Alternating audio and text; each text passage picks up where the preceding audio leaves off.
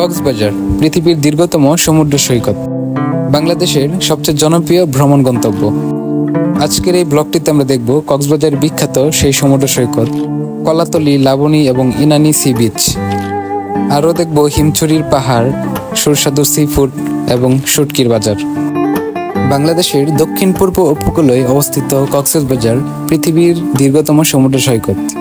প্রায় 120 কিলোমিটার লম্বা এই সমুদ্র সৈকতটি বালুময় এবং মনোরম সুন্দর। আর এই সৌন্দর্যকে কাছ থেকে উপভোগ করতে আমরা চলে আসলাম পৃথিবীর দীর্ঘতম সমুদ্র সৈকত Cox's Bazar. Let's welcome to our new blog. সারা রাতের জার্নি শেষ করে যখন আমরা কক্সবাজার পৌঁছালাম এবং এখানকার সমুদ্রের যে ফিল্ডটা সেটি দেখতে পেলাম, তখন সারা রাতের সব কষ্ট ক্লান্তি এক নিমিষে দূর হয়ে গেল।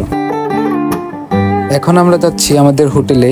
হোটেল থেকে ফ্রেশ হয়ে নাস্তা করে সরাসরি চলে যাব সি বিচে।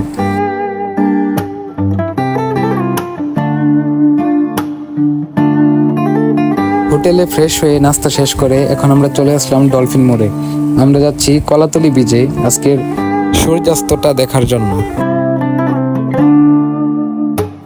মেঘময় আকাশ, অল্প অল্প করে বৃষ্টি পড়ছে এবং সূর্যটাও বেশ ভালোভাবে আমাদের চোখে আলো দিচ্ছে। বাংলাদেশের সমুদ্রপ্রেমীদের জন্য কক্সবাজার মানেই অফুরন্ত আনন্দ এবং ভালোবাসার একটি জায়গা। তার মধ্যে কলাতলি বিচ অন্যতম। এখন সূর্যাস্তের সময় আপনারা দেখতে পাচ্ছেন কি পরিমাণ মানুষ এখানে ভিড় জমিয়েছে।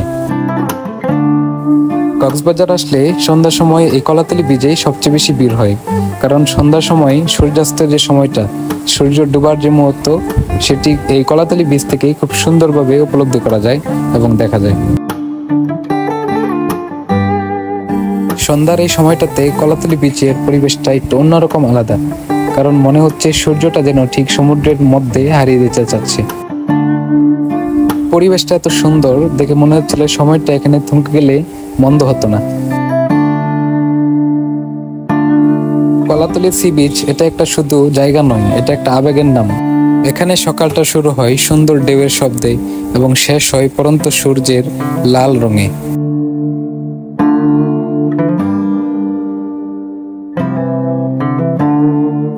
আপনি কক্সবাজার ঘুরতে আসবেন আর সন্ধ্যার এই সূর্যাস্তের মুহূর্তটা যদি উপভোগ না করেন, তবে আপনার কক্সবাজারের ভ্রমণটাই সম্পূর্ণ বৃথা যাবে।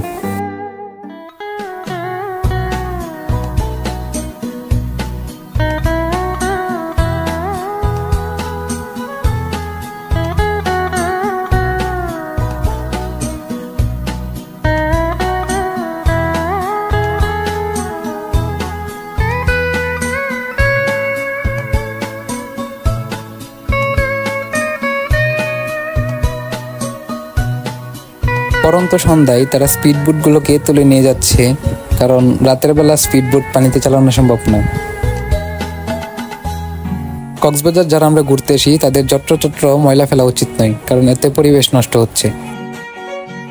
কক্সবাজারে আসার পরে আমাদের প্ল্যান হয়ে যায় দুই ধরনের। প্রথমত বিভিন্ন জায়গায় ঘুরে দেখা এবং কক্সবাজারের যে সুস্বাদু সামুদ্রিক শুটকি সেগুলো কিনে নিয়ে যাওয়া। কক্সবাজার আসার পরে প্রথম দিন রাতে আমরা ঘুরতে চলে আসলাম কক্সবাজারের বার্মিস মার্কেট খ্যাত শুটকি বাজারে। এখান থেকে সামুদ্রিক বিভিন্ন ধরনের শুটকি আমরা কিনলাম এবং বিভিন্ন ধরনের আচার কিনলাম। কক্সবাজার ভ্রমণের দ্বিতীয় দিনেই সকালে আমরা চলে আসলাম ইনানি বিচে। সুন্দর সকালে সুন্দর মুহূর্তটা আমরা অনেক এনজয় করলাম। ইনানি বিচে ঘোরা শেষে আমরা যখন হিমছড়ির উদ্দেশ্যে রওনা দিব, তখন দেখলাম সুন্দর একটি মানববন্ধন, যেটি হচ্ছিল বিশ্ব ট্যুরিজম দিবস উপলক্ষে। এবং এই মানববন্ধনে অংশগ্রহণ করেছিল বিচ ফটোগ্রাফার, হোটেল মালিক সহ বিভিন্ন পেশাজীবীর মানুষ।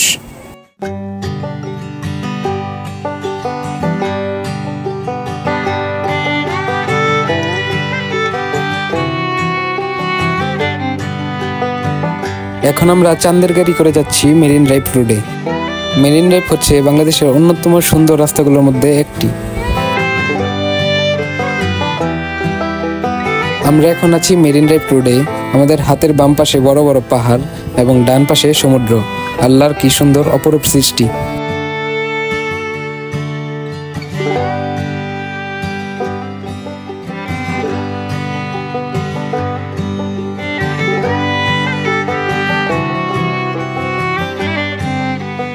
মেরিন ড্রাইভ রোডে আপনি সমুদ্রের এই সুন্দর গর্জন শুনতে শুনতে যতই সামনের দিকে এগিয়ে যাবেন, ততই আপনার মন ও প্রাণ প্রশান্তিতে ভরে যাবে।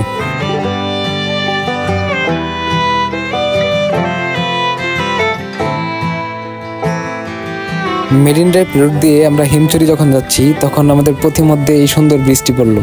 এই বেইলি ব্রিজটি দেখতে অনেক সুন্দর এবং এর ডিজাইনটা অত্যন্ত চমৎকার।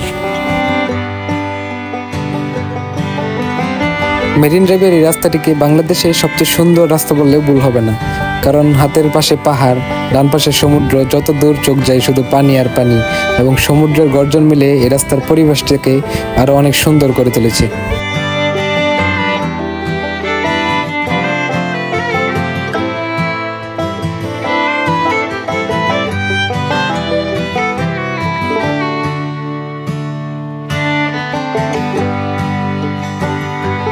আমরা সুন্দর এই জায়গাটিতে দাঁড়ালাম এবং সবাই মিলে অনেকগুলো ছবি তুলে নিলাম, কারণ জায়গাটি বেশ সুন্দর।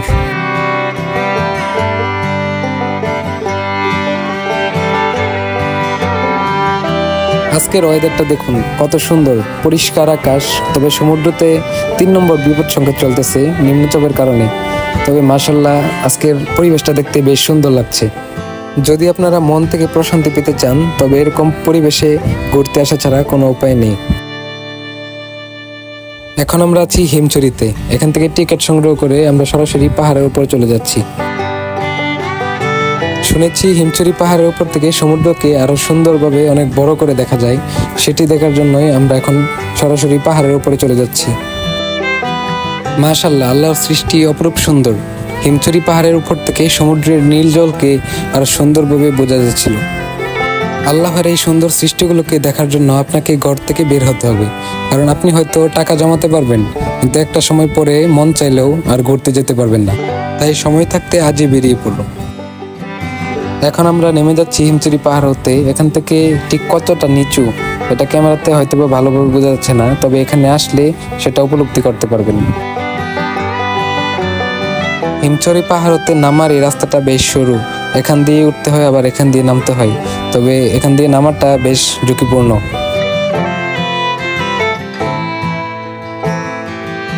এখন আমরা হিমছড়ি পাহাড় হতে নেমে গিয়েছি এবং কক্সবাজারের দিকে মেরিন ড্রাইভ রোডের সৌন্দর্য উপভোগ করতে করতে এগিয়ে চলেছি সামনের দিকে।